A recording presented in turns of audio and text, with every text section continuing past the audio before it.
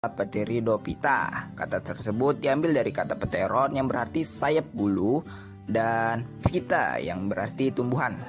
Istilah kata tersebut merujuk pada susunan daun yang umumnya membentuk bangun sayap atau menyerupai bulu-bulu yang tersusun. Tumbuhan paku merupakan tumbuhan berkormus dan berpembulu yang paling sederhana. Tumbuhan paku sering disebut dengan tumbuhan Cormophyta berspora karena berkaitan dengan adanya akar, batang, dan daun sejati, serta bereproduksi aseksual dengan spora. Tumbuhan paku juga disebut sebagai tumbuhan berpembuluh atau istilahnya Tracheophyta karena memiliki pembuluh pengangkut. Beberapa pertanyaan biasanya muncul mengenai tumbuhan paku ini.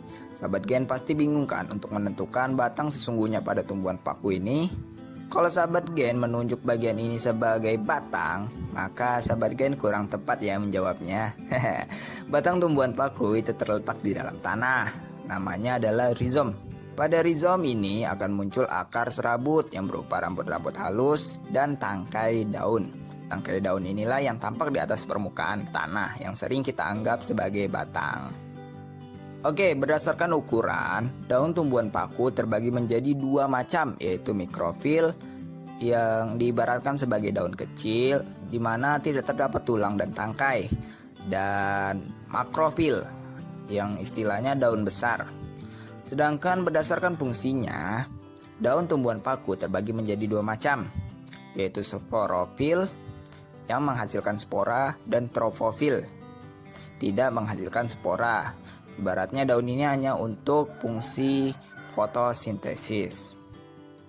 Tumbuhan paku bermetagenesis secara gametofit dan sporofit. Siklus hidup paku diawali dengan spora, kemudian tumbuh menjadi protalium.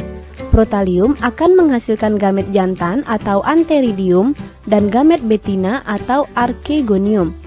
Antheridium menghasilkan spermatozoid, sedangkan archegonium menghasilkan sel telur atau ovum.